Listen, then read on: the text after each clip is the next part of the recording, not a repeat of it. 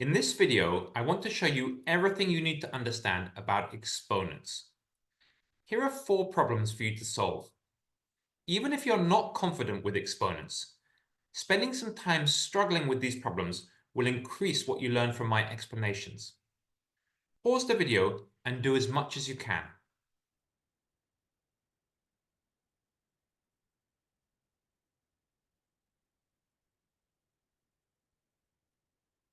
Here are the answers. If you had different answers, perhaps you'll benefit from pausing the video again and revising your solutions. In any case, before I explain these problems, let's ask the question, what's the point of exponents? We'll do a better job of learning something if we understand what it's for. Alternatively, it's difficult to learn something when we can't see the point of it. If I take 2 multiplied by 2 multiplied by 2, I can write that as 2 with a little 3 up here. And the 3 simply means 3 copies of 2 multiplied together. This is useful for a couple of reasons. First of all, it lets me write really big numbers. For example, 10 to the power of 80 is approximately the number of atoms in the whole universe. Second, it lets me write things I don't know with the help of letters. For example, 2 to the power of x is equal to 2 times 2 and so on, x copies. In the spirit of exploring exponents, let's just write out some powers of 2. 2 to the power of 3 is equal to 8. 2 squared is equal to 4. What about 2 to the power of 1? Well, that's just one copy of 2. That's equal to 2. And then 2 to the power of 0. How does that fit? Well, notice the pattern. I'm dividing by 2 each time, so that logically, to fit the pattern, 2 to the power of 0 should be 1. That may seem counterintuitive, but that's important for the pattern of exponents, and we can extend that. I can say that x to the power of 0, that's anything to the power of 0, is equal to 1. Worth remembering. Let's keep going. 2 to the power of negative 1, following the pattern, is 1/2. 2 to the power of negative 2 is 1/4, and 2 to the power of negative 3 is 1/8. Notice how the negative power didn't give me a negative number. That's something that can be very confusing. The negative power of an exponent did something different. It made a fraction. So I can say that x to the negative a is equal to, well, I can think of it like this. The negative sign jumps out and squashes what's remaining. So x to the power of negative a is equal to 1/x to the power of a. Also worth remembering.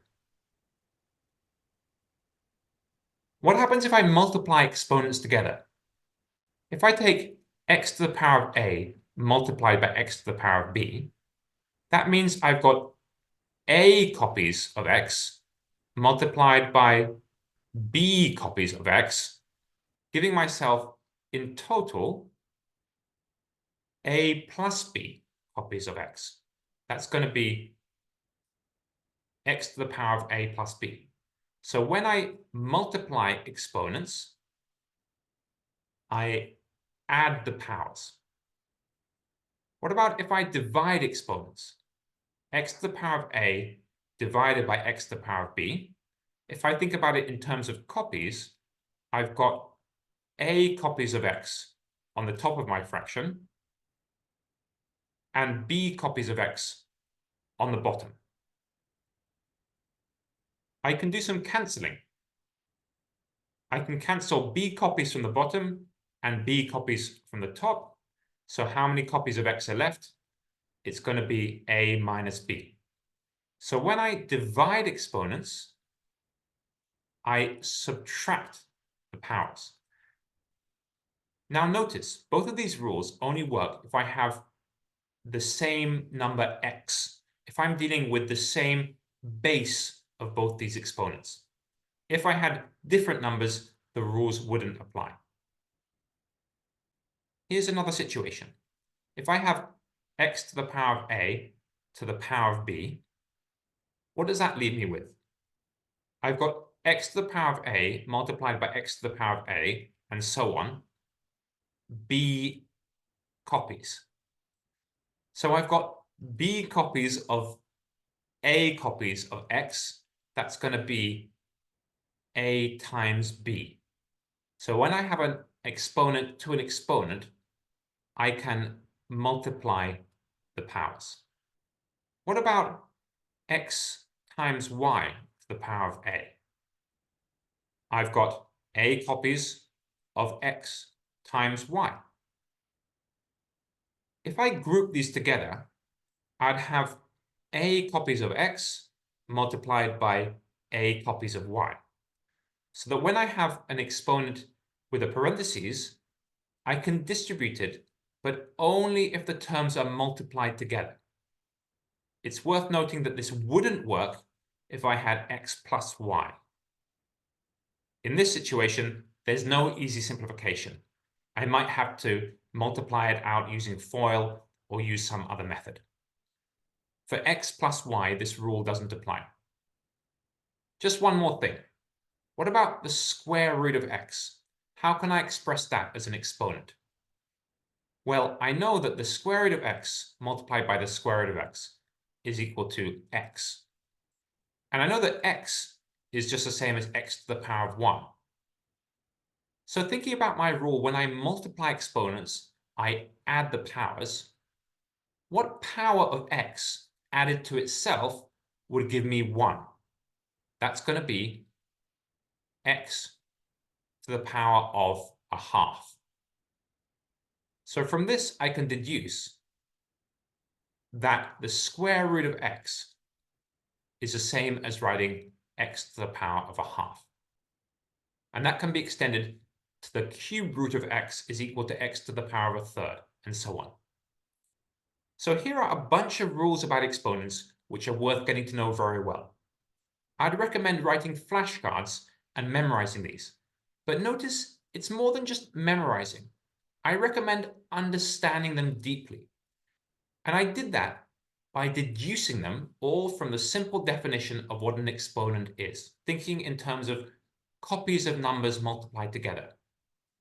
That kind of understanding is going to help me be flexible and competent when it comes to applying these rules to more difficult situations. Let's look back at our original problems. For this one, we can apply some of the rules that we saw. When I multiply exponents, I add the powers. So the left-hand side of this equation becomes 2 to the power of 19 divided by 2 to the power of t plus 4. An exponent to an exponent means I multiply the powers, so the right-hand side becomes 2 to the power of 12. When I divide exponent terms, I subtract the powers. So to simplify the fraction, I'm going to write it as 2 to the power of 19 minus t minus 4 is equal to 2 to the power of 12. Now notice I've arranged it so that I have 2 to the power of something is equal to 2 to the power of something. And from this, I can deduce that those two somethings must be equal. And this gives me an equation that's much easier to solve. 19 minus t minus 4 is equal to 12. I can simplify things. 15 minus t equals 12, giving myself t is equal to 3. So this was an example of applying some of those exponent rules with careful understanding. For this equation, notice that I've got some different numbers in my exponents, 27, 81, and 9. But I'm going to recognize that they're all powers of 3. 9 is equal to 3 squared, 27 is equal to 3 cubed, and 81 is equal to 3 to the power of 4. That's more information worth knowing and perhaps turning into flashcards. I'm going to carefully replace each of those numbers with a power of 3. So the left-hand side of the equation becomes 1 over 3 cubed to the power of 4. I've replaced 27 with 3 cubed, equals 3 to the 4 to the power of negative 5, multiplied by 3 squared, that's 9 to the power of y. Now I can apply some of those rules that we saw earlier to give myself, on the left-hand side of the equation, 1 over 3 to the power of 12 is equal to an exponent to an exponent. I multiply the power, that gives me 3 to the power of negative 20, multiplied by 3 to the power of 2y. I'm going to express 1 over 3 to the power of 12 as 3 to the power of negative 12 is equal to 3 to the power of 2y minus 20. I've got a similar situation to the last problem. 3 to the power of something is equal to 3 to the power of something. Those two somethings must be equal, and I can say negative 12 is equal to 2y minus 20. I add 20 to both sides. 8 is equal to 2y, and y is equal to 4. So to solve this equation, I used the method of finding a common base. 3 was my common base here. And notice how I went for a smaller number. 9 could have worked as a common base of 81 and 9, but I would have run into trouble with the 27. When you're picking a common base, think of the smallest number that will work with all the terms. For this one, I might be tempted to add the powers on the right-hand side of the equation. However, that's a trap. I can't apply that rule because these exponent terms are added together, not multiplied together as we saw earlier. For this equation, I need to use a different strategy. I need to recognize that when adding exponent terms together, I want to use factorization. Look, 7 to the power of x plus 1 is equal to 7 to the power of x multiplied by 7. And 7 to the power of x plus 2 is equal to 7 to the power of x multiplied by 7 squared. Notice that's one of the rules we saw earlier, but in reverse. So I can rewrite the right side of the equation as 7 to the power of x brackets 1 plus 7 squared. Those numbers in the brackets are small enough for me to just add together as 7 to the power of x multiplied by 57 is equal to k times 7 to the power of x. And look, I can divide both sides of the equation by 7 to the power of x, giving myself k is equal to 57. So when I'm adding exponents terms together, I need to use factorization. It might look like you can't solve this equation because it has two unknown variables and only one piece of information. However, the fact that p and q are integers is a clue.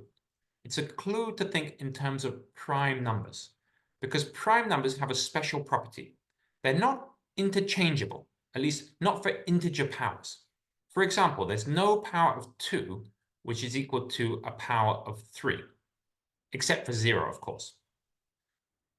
If these two numbers are integers, this equation has no solution.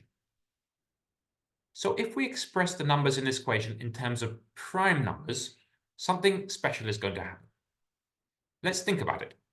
36 is equal to 2 squared times 3 squared. And 30 is equal to 2 times 3 times 5. So this equation becomes 2 squared times 3 squared to the p times 5 to the 4 equals 2 times 3 times 5 to the power of q. If I use the rule of distributing my exponents, I'm going to get 2 to the 2p multiplied by 3 to the 2p multiplied by 5 to the 4 on the left-hand side, and 2 to the q times 3 to the q times 5 to the q on the right-hand side. And this is where the special fact about prime numbers comes in useful. The prime numbers on the left-hand side of this equation must balance out with the prime numbers on the right-hand side. So the 5s on the left-hand side of the equation must balance out with the 5s on the right-hand side. 5 to the 4 must be equal to 5 to the q, and look, I can say now that 4 is equal to q. The same goes with the 2s. The 2's on the left must balance out with the 2's on the right, meaning that 2 to the power of 2p is equal to 2 to the power of q, and I can derive the equation that 2p is equal to q, and since I know that q is 4, I can say that p is equal to 2. There's my solution. So for this kind of equation, when I'm dealing with integers, and I maybe have more than one unknown variable, I do well to think in prime numbers. To conclude, these are the 4 moves that will help you deal with just about every exponent problem. Know the rules, but even better, understand them. Use a common base to help yourself solve exponent equations. Factorize when you're adding exponent terms together. And when you have integer powers, prime numbers may be useful. Check out the link below for a follow-up task. But if you found the topic confusing, it will probably be worth rewatching this video and trying to solve the same problems again.